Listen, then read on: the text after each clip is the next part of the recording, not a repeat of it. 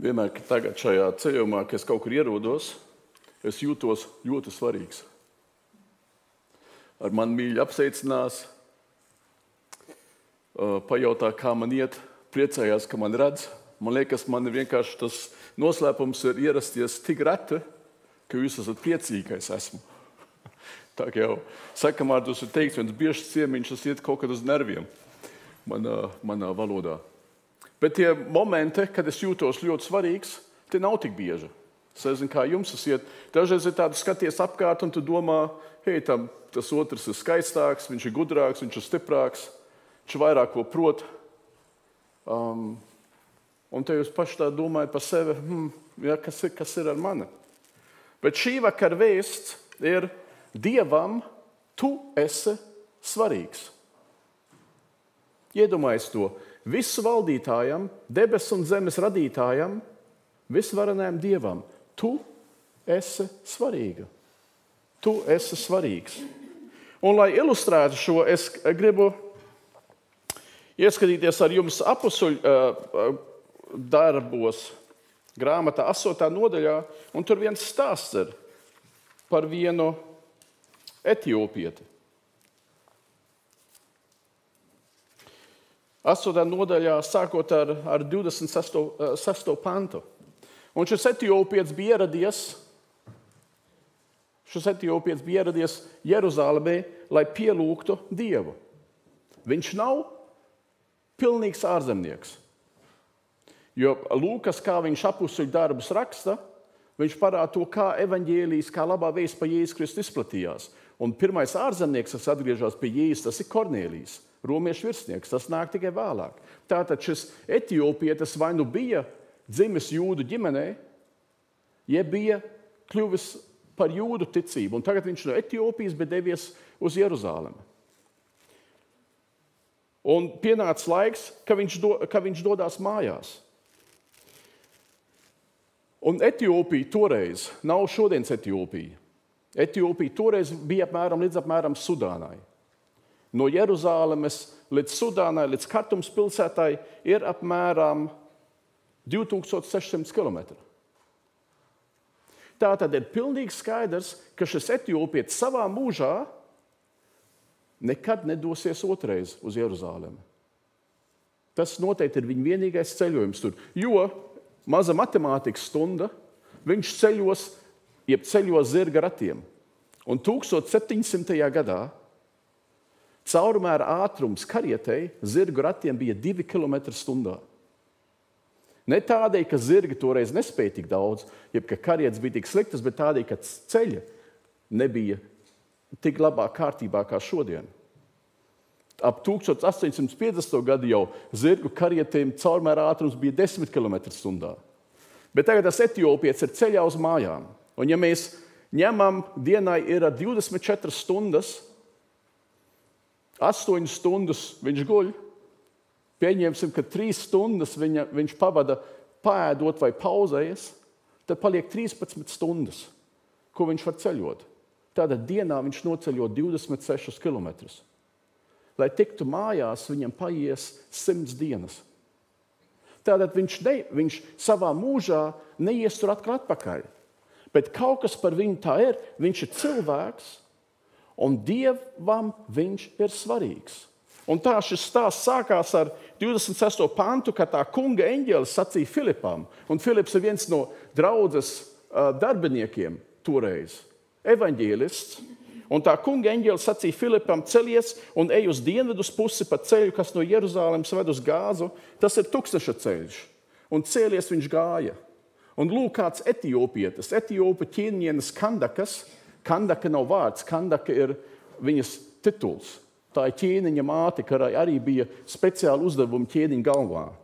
Viņš bija ķēnienes Kandakas dižciltīgs galvenieks, kas pārzināja visas viņa mantnīcas. Viņš bija nācis uz Jeruzālemi Dievu pielūgt. Un ceļā uz mājām viņš sēdēja savos ratos un lasīja pravieti Jesaju. Šeit latviešu tulkojumā tā dižciltīgs galvenieks. Grieķu valodā tur ir vārds einuks. Tātad kastrēts. Vīrietis, kuram bija nodarīts pāri. Un viņam atņēma viņa vīrietību, ja tā var teikt. Jūs varbūt pazīstat no hārema, valdniekam sievas un daudzas sievas, blakus sievas un tālāk, un tie sargi, kas viņus uzmanīja, tie bija einuhi parasti. Lai nekāda afēra, lai tur nekas seksuāls nesāktos starp tām sievām un tiem vīriem, kas viņus sargā. Bet augsta galvenieka, augstas personas valdībā, tie arī parasti bija einuhi. Ne visi. Par Dānielu strīdās, bet tu nevar pieņemt, ka Dāniels Nebukadnēcara galmā bija einuhs. To domu aizsvežat malā. Bet pie šī etiopieša jūs varat no tā iziet, ka viņš bija einuhs. Un tā doma tur bija tas,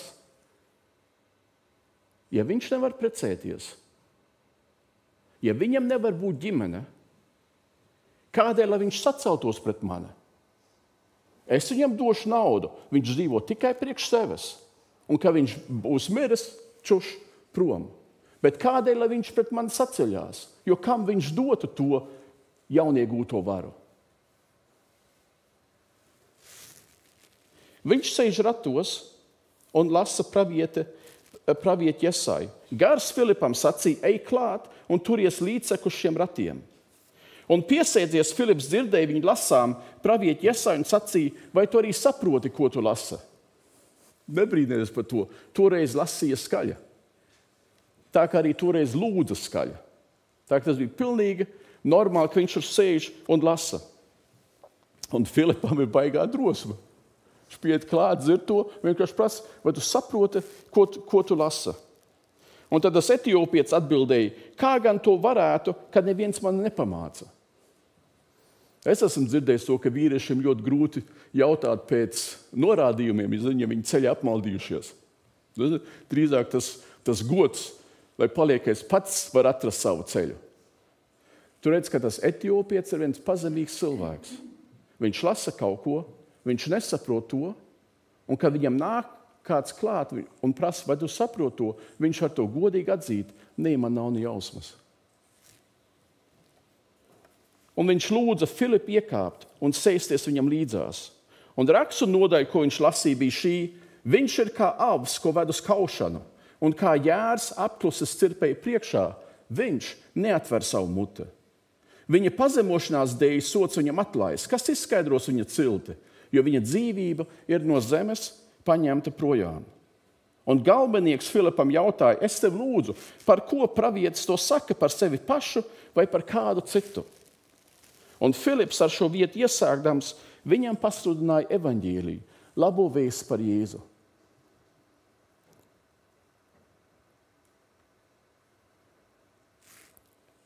Es saprotu to rakstu vietu, ko šis etiopietis lasīja ar savu prātu.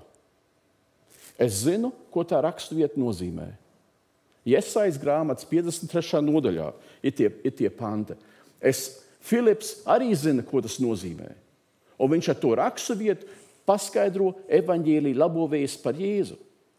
Viņš ir kā avs, ko ved uz kaušanu, kā jērs apkluses cirpēja priekšā. Viņš neatver savu muti. Viņa pazemošanās dēļ sots viņam atlaists nozīmē, viņš nepiedzīvoja, ka taisnīga tiesa tiek viņam spriesta. Un kas izskaidros viņa cilti, viņa paudzi, viņa dzīvība ir no zemes paņemta projām. Viņš būs izdzēsts. Un tas etiopietis prasa, par ko pravietis runā. Jo es saprotu to vietu ar savu prātu. Es zinu, ka Jēzus ir domāts. Ka Jēzus, kad viņu piesiet krustā, viņš bija vienīgais, nevainīgais, nevainojamais, svētais Dieva dēls, kuram nekad nevajadzēja izciest to sodu un tik piesistam krustā. Viņš jau manis dēļ ir pie krusta, bet ja viņš būtu atvēris savu muti un protestējis un teicis, šis nav taisnīgi, ko jūs dariet? Bet tad man un tev nebūtu ne mazākās izredzes tik glātām. Bet viņš to būtu varējis darīt, un kad Poncijas Pilāts vienā brīdī viņam jautā un saka, vai tu neko neatbildi, tad Jēzus teica, ja viss tas, par ko es šeit cīnos, būtu tikai šīs zemes valstība, Ja es būtu tikai viens ķēniņš šīs zemes virsū, jā, tad mans tēvs sūtītu man leģionus, 1000 eņģeļu, un tie cīnītos par mani. Un 2 eņģeļi pietika, lai sakaut vienu armiju, kas bija 180 000 vīru liela, un Jēzus saka, viņiem būtu tāda 1000. Bet viņš neatvēra savu muti. Jo, ja viņš būtu protestējis, man būtu jācieš par manu sodu. Bet viņš klusēja. Un tā ideja bija, ka viņš attiek netaisna tiesa, viņš nepiedzīvo taisnību. Un viņa vārds tiek izzeldēts no zemes virsū, miris, pazudis prom. Tā bija tā doma tur. Un šis etiopietis lasa šito te. Un viņa sirdī kaut kas tiek aizskārts. Jo viņš ir tas cilvēks, kuram tas arī noticis. Citi cilvēki, kad viņi apgaisā, tie viņi ved uz kaušanu. Viņi uzskatīja viņu, ka viņš ir tikai priekšmets. Viņš nav svarīgs. Viņš man ir svarīgs, lai man būtu labs manzinis, kasieris. Bet ka viņš nav cilvēks.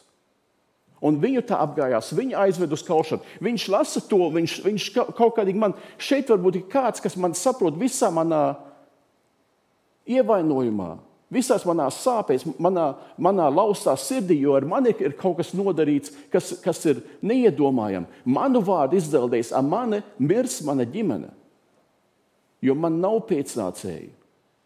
Un viņš lasa to, un tad viņš prasa, par ko šis pravietis runā, par sevi pašu vai par kādu citu, jo viņa sirdī atbalsojas, viņš saprot šito, ko Jēzus piedzīvojas, viņš to saprot emocionāli.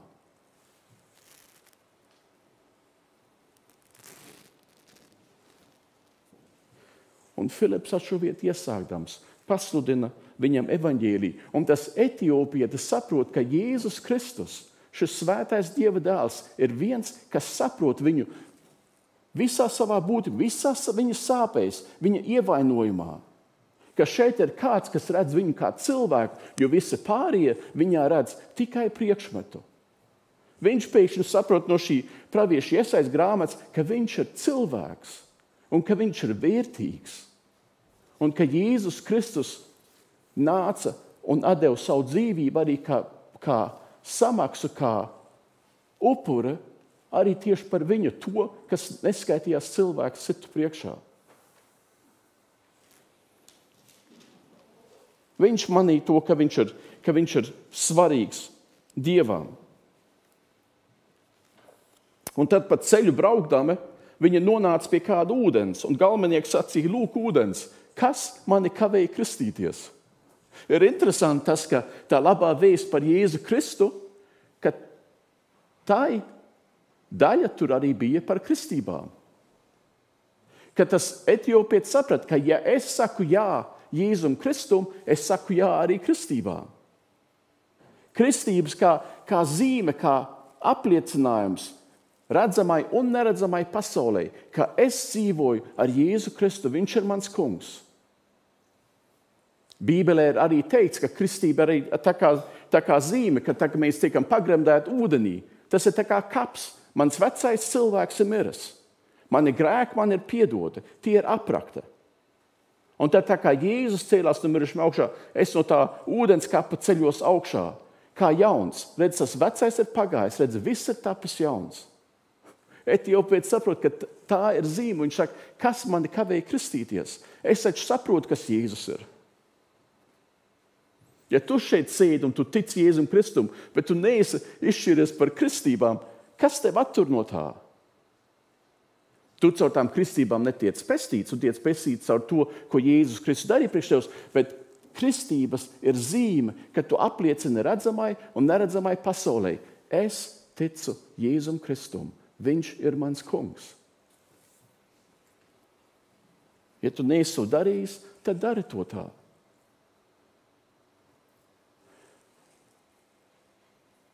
Bet Dievam tu esi svarīgs. Etiopietis viņam bija tik svarīgs, ka pirms viņš pazūd ceļā uz mājām, viņš sūta Filipu, ej un satiec to. To ir tik svarīgs, ka ja mēs sāktu šeit salīdzināt savu stāstu, kā Dievs ir darbojies tavā dzīvē, varbūt, ka tu neesi par viņu izšķīries, bet kaut kādu iemeslu dēļ tu šeit šovakar šeit sēdi, jeb tu klausies šito vēsti. Katram no mums būtu savādāks stāsts, kā mēs esam nonākuši tai vietā, kur mēs esam. Un ar to mēs redzam, ka Dieva acīs mēs esam svarīgi. Interesants ir šī etiopieša atgriešanās stāsts. Viņš atgriežas ar Bībeles lasīšanu. Un tad ir kāds, kas viņam paskaidro, kas ir rakstīts. Šis ir dzīvais Dieva vārds. Ja tu gribi, ka Dievs ar tevi runā un uz tevi runā, sāc lasīt, sāc atkal lasīt, sāc lasīt regulāri, jo Dievs ir tur atrodams un Dievs runā tur uz tevi. Un etiopietis sastapa Dievu viņa vārdā.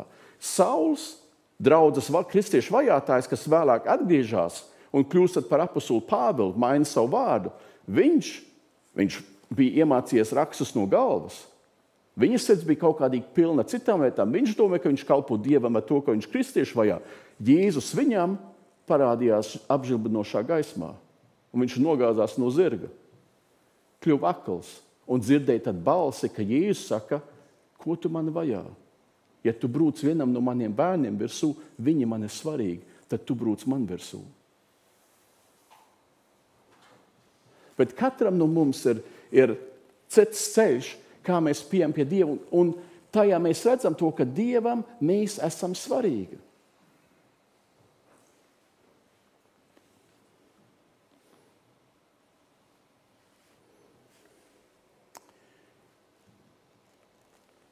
Dievs pats sūtīja savu dēlu zemes virsū mūsu dēļ, lai mēs neiet pazušanā. Ja jums vajadzētu pateikt, kas ir evaņģēlijs, kas ir labā vēsts, ko jūs teiktu? Un ja jūs to tā padomājat, evaņģēlijs jau nozīmē grieķu valodā labā vēsts. Labā vēsts būtu, piemēram, tā, ja es teiktu, rītdien jums visiem saule spīdēs. Varbūt arī ne. Ja rītdien jūs meklējat darbu, rītdien jūs saņemsiet darbu. Rītdien paskastītē jums būs kuverts ar 2572 eiro. Un jūs sakat, tas būtu smuka. Tā ir laba vēsts. Bet laba vēsts nozīmē to, ka ir arī kaut kas slikts. Sapratu, ja ir kaut kas labs, es zinu tikai, ka ir kaut kas labs, ir arī kaut kas slikts. Es zinu, ka ir kaut kas gaišs, tikai tad, ja ir kaut kas tumšs, un kaut kas salds, tikai tad, ja es zinu, ka ir kaut kas rūgts.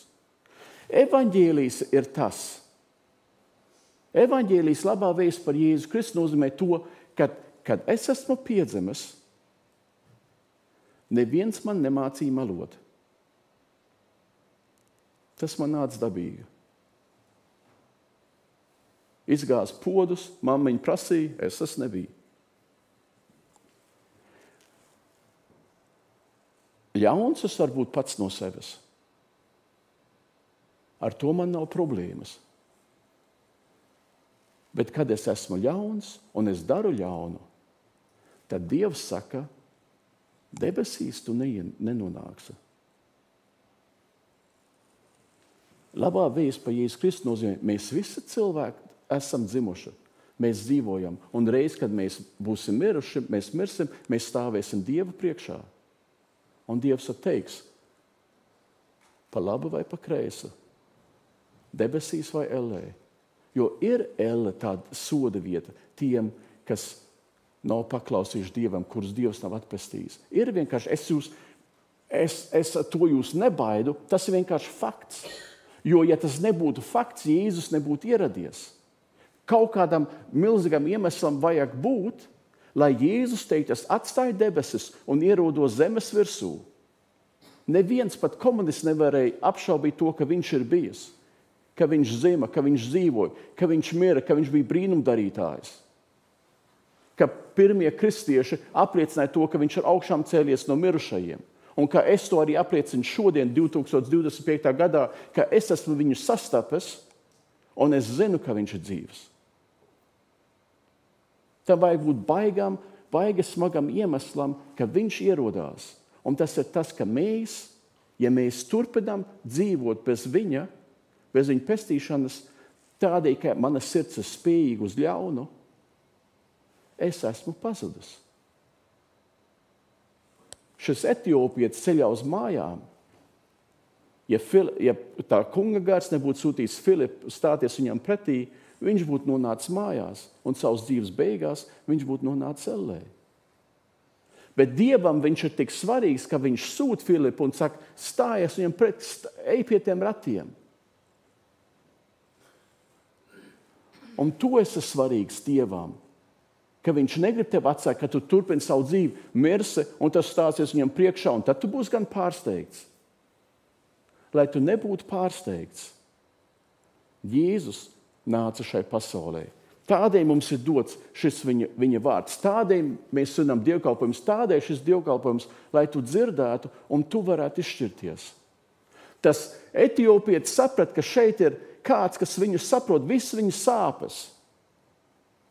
To ievainojumu, ko citi cilvēki viņam bija uzklājuši, kad ir kāds, kas to viņam var atņemt, ka viņa sirds var tikt dziedēta. Un kad viņš tiek kristīts, Filips sacīja, tu no visas sirds tici, tad to var. Un viņš atbildēja, es ticu, ka Jēzus Kristus ir Dieva dēls. Viņš pavēlēja apturēt ratus, un viņi abi, Filips un galmanieks, nokāpa ūdenī, viņš to kristīja. Un kad tie no ūdens bija izkāpuši, tā kunga gars Filipa aizrāva, un galmanieks viņu vairs neredzēja. Viņš līksms ceļoja tālāk. Filips ir prom, bet tas etiopietis ir saņēmis kaut ko tādu, ko neviens cits cilvēks viņam nevar dot. Un tā ir pestīšana. Viņš ir cilvēks atkal. Iesajas grāmatā, ja viņš lasīja Iesajas grāmatu, tad 53. nodaļā bija tas pants par Jēzu Kristu. Viņš ir kā avs, ko ved uz kaušanu. Bet tikai dažas nodaļas tālāk, 56. nodaļā, ja viņš rulli šķirs tālāk un lasīja, kungs saka, bezdzimuma cilvēks, lai nesaka, es esmu tikai nokaltas koks.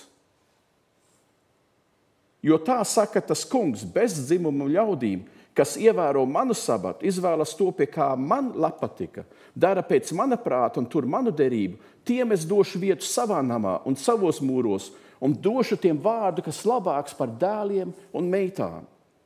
Mūžīgu vārdu, kas netaps izzēsts. Un to tas etiopietis piedzīvoja. Un tu vari piedzīvot to pašu, ja tu skaties uz savu dzīvi, zini, kur tas beigsies. Ja es sava mūža beigās stāvēšu Dievu priekšā, ko tad es viņam teikšu? Kā es tikšu iekšā debesu valstībā? Jo vienreiz melot pietiek, lai Dievs teikt, tās durvis tev ir slēgtas. Bet tādēļ Jēzus Kristus nāca, tādēļ viņš neatvēra savu muti, tādēļ viņš neprotestēja un teica, tā ir cūcība, kas šeit notiek. Tas ir netaisnīgi, kas ar mani notiek. Jo vajadzēja kādam nevainojamam nākt, tādam, kuram nav vainas, lai citu vainu viņš varētu izpirkt. Un to Kristus darīja. Dievam tu esi tik svarīgs, ka arī tev viņš piedāvā šo Jēzus Kristus dāvanu. Ja tu zini, ko Kristus darīja, un tu zini, ka tas pietiek, lai tu varētu tikt debesu valstībā, ka tu vienkārši paļāvībā uz viņu saka, Jēzu, es ticu to. Es gribu uz to paļauties.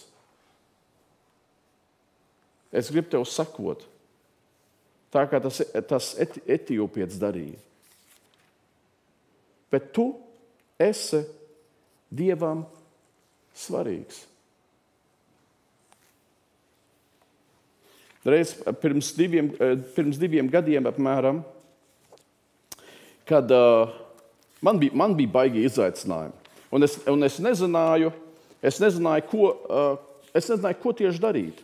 Un tad viens maniem veciem draugiem man nolasīja vienu Bībeles pantu priekšā. Un tas man atkal parādīja. Es esmu Dievam svarīgs. Vienalga, ko es daru, kas notiek manā dzīvē.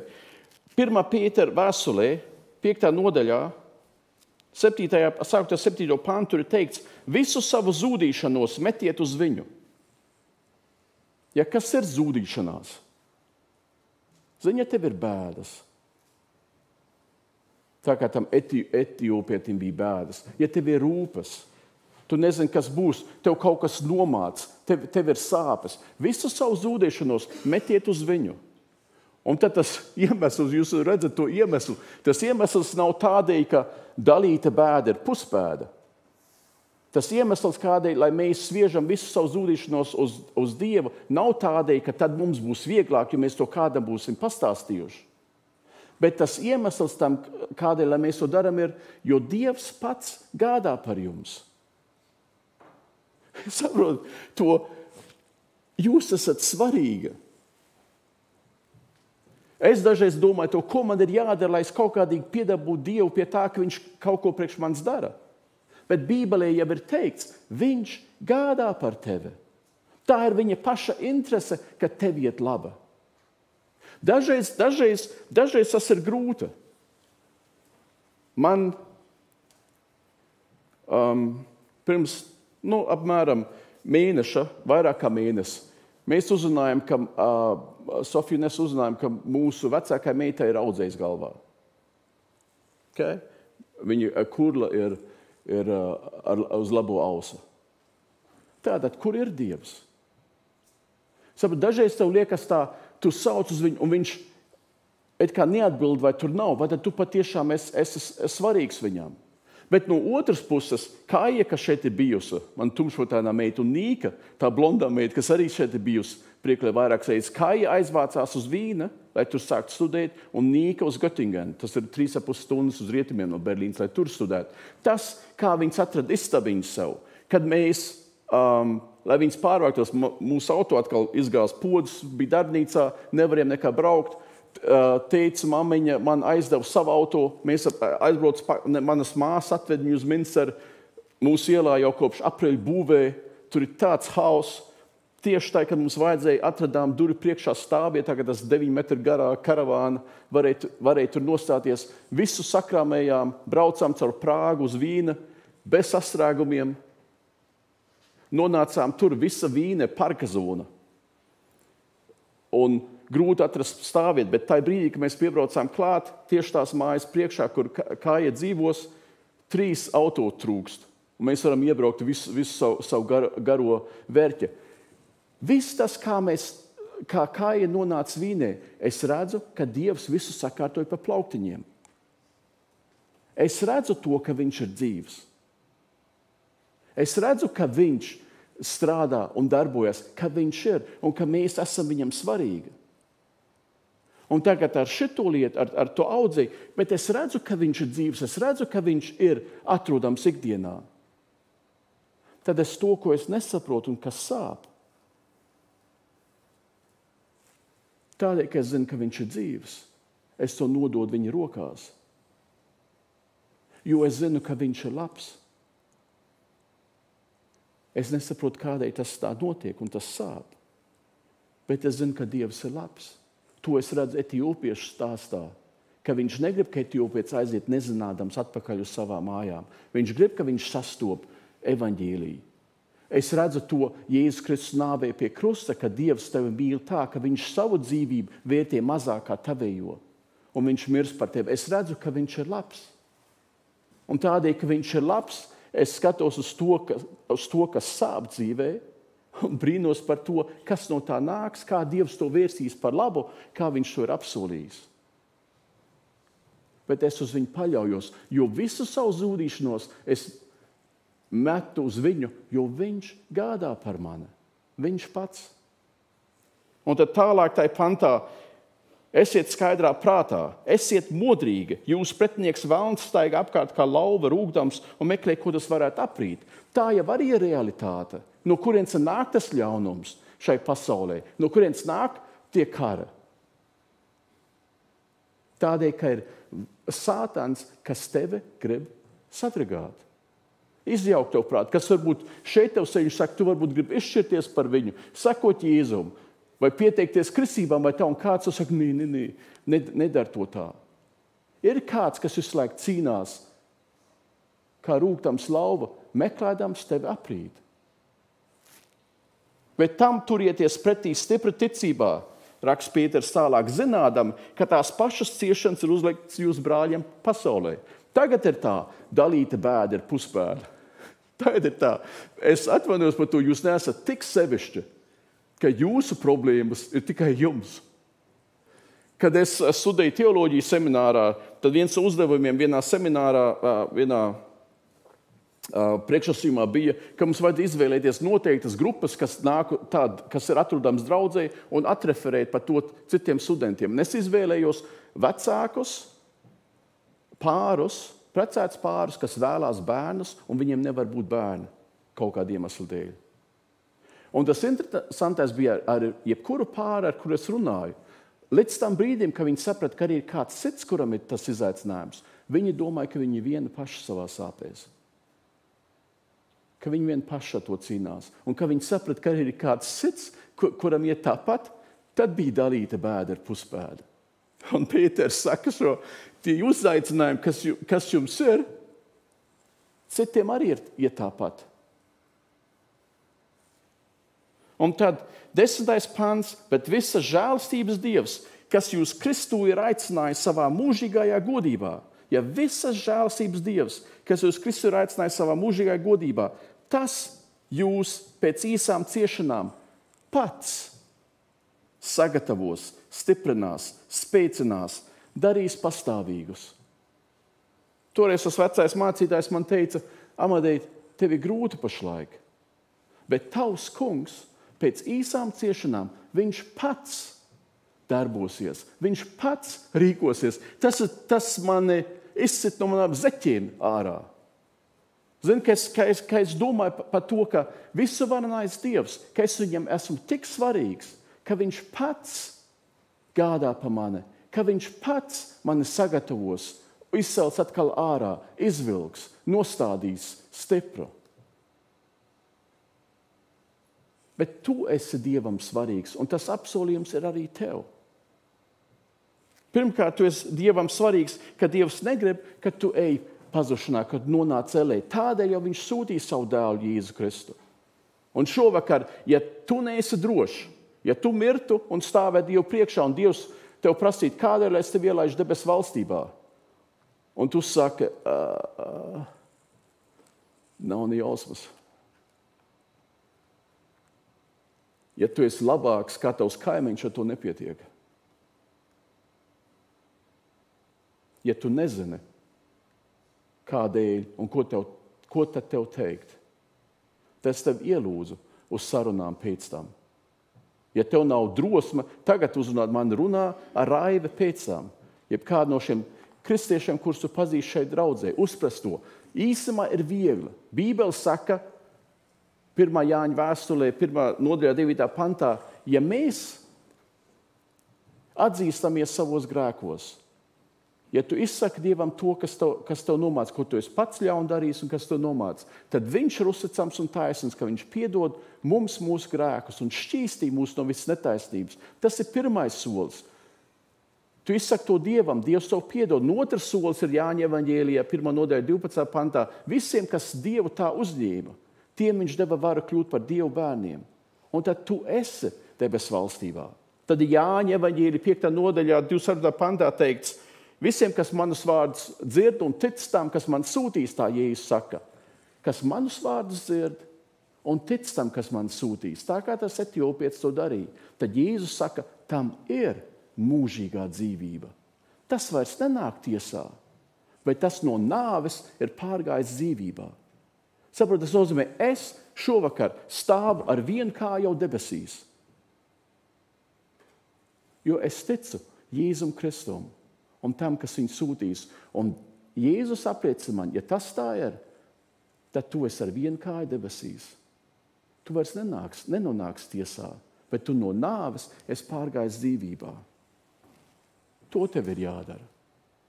Un ja tu šeit sēdi un esi kristietis un domā, visas labais notiek citiem,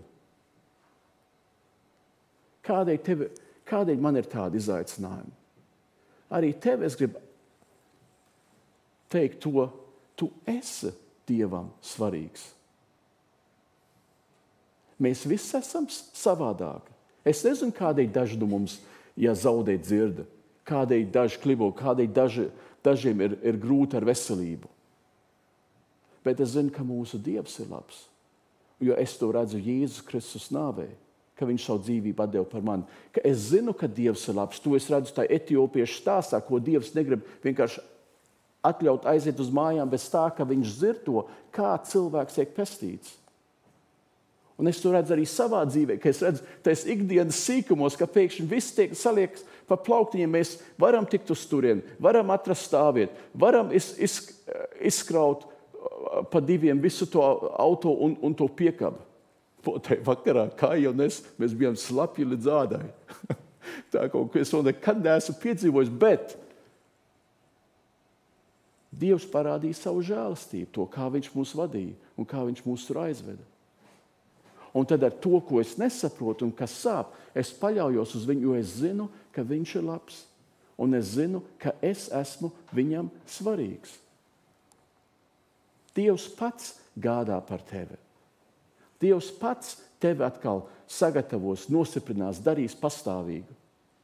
Jo tu viņam rūp. Tu viņam esi svarīgs. Ja jūs gribat lūgšanu pēcam, ja jūs gribat parunāties, tad tā kā Raivis jau teica, pēcam jums būs tā iespēja. Bet tā kā etiopietis to rāda, tu esi Dievam svarīgs. Un etiopietis zināja, ka ja viņš saka jā Jēzum Kristum, tas nozīmē arī viņš iet ar visu iekšā, kas viņam ir. Viņš lika kristīties un turpināja ceļu līksums. Jo Dievs viņu atpestīja, un Dievs viņu darīja laimīgu. Dievs sadziedēja tās sāpes, kas viņam bija. Dievs parādīja to viņam, ka viņš ir vērtīgs un ka viņš ir cilvēks. Āmen.